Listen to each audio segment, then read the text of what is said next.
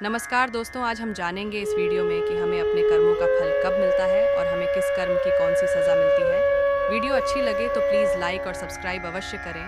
पाप का भोगना पडीडीएचता ही पड़ता है। इस जन्म में भोगना पड़े या जन्मांतर में, इस लोक में जो दंड भोग लिया जाता है उसके थोड़े में ही शुद्धि हो जाती है, नहीं तो परलोक में बड़ा भयंकर दंड भोगना पड़ता है। मगर सत्संग दंड को कम करा सकता है या फिर कुछ प्रसाद के रूप में भी दे सकता है।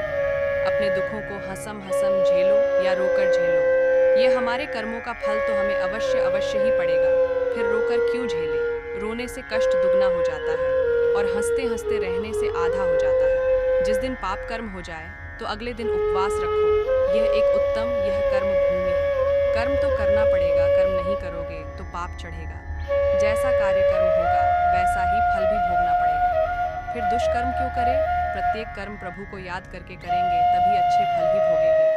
धन, दौलत, सुयश, खुशियाँ, सफलताएं, सुखी परिवार रोना हमारे कर्मों का फल है और पीड़ा, दुख, बीमारियों, आफत, दुखी परिवार रोना हमारे ही बुरे कर्मों का फल है। भूतकाल में हमने जो किया था उसका फल हमें अब मिल रहा है। भूतकाल में हम जो भोग चुके हैं या हो सकता है इस जन्म में भोगेंगे। श्री कृष्ण ने समझाया कि भीष्म पितामह सुख दुख से, जय पराजय से परे है। वो जानते हैं कि जो होने वाला था यही हुआ। भीष्म ने श्री कृष्ण से कहा, भगवान, मैंने ध्यान करके अपने तीर्थास व जन्म तक देखा। मैंने तो कोई कुकर्म नहीं किया, फिर मुझे बाणों की शैया पर क्यों सोना पड़ा? श्री कृष्ण मुस्कुराकर बोले, हे संयम मूर्ति भीष्म त्रिशेरी, वे जन्म के पहले 24वें जन्म तक जब आपको पता चलता कि जब आप किशोर थे तब वन में घूमने गए, वहां पत्ते पर बैठी टिड्डी के शरीर में आपने कांटा चुभोया था। उस कर्म का फल घूमते घूमते अब मिल रहा है। कर्म का फल 6 साल में दुगुना, 12 साल में 4 गुना, 18 साल में 8 गुना, 24 साल में 16 गुना इस प्रकार मिलता है। इसीलिए जब आप कर्ता होकर कर्म कर रहे हैं तो सोचे लें कि इसका क्या फल होगा।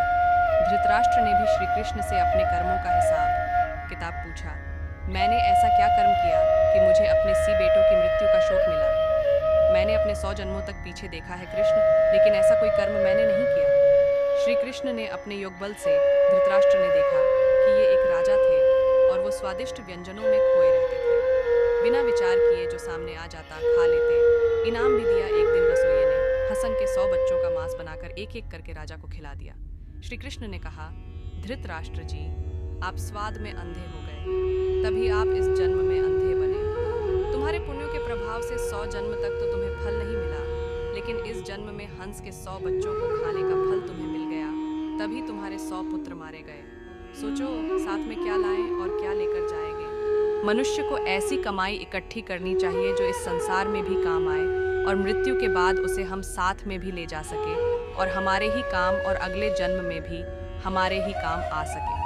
सभी जानते हैं कि हम खाली हाथ नंगे इस संसार में आए और खाली हाथ ही जाना पड़ेगा। मृत्यु के समय यह धन, दौलत, जमीन, मकान, व्यापार, नौकरी, नाम, शोहरत, रिश्तेदार, भाई बहन, माँ, बाप, सभी बच्चे किसी को भी साथ नहीं ले जा सकते, चाहे राजा सम्राट हो या कोई भिखारी हो। इसलिए इतना मोह, इतना ज्यादा लगाव इनसे क्यों रखें? साथ में हमारे जाएंगे सिर्फ हमारे अपने किए हुए अच्छे या बुरे कर्म, कीर्ति या अपकीर्ति, दान, धर्म, परोपकार, दुखियों की सेवा, पुण्य जो भी हम इस जन्म में करेंगे ये अवश्य साथ जाएगा और हमारे ही काम आएगा। हमें प्रत्येक दिन जब भी हमारा मन शांत हो, आंखें बंद करके 2-4 मिनट ये सोचना अवश्य चाहिए कि हम इतनी बड़ी अशांति को क्यों अपने साथ क्यों बांधे हुए हैं। ये भाग दौड़, तनाव, ताना बाना मकड़ी के जैसा जाला बुनकर खुद उसमें उलझे हुए क्यों हैं और किसके लिए? जो हमें बुरा लगता है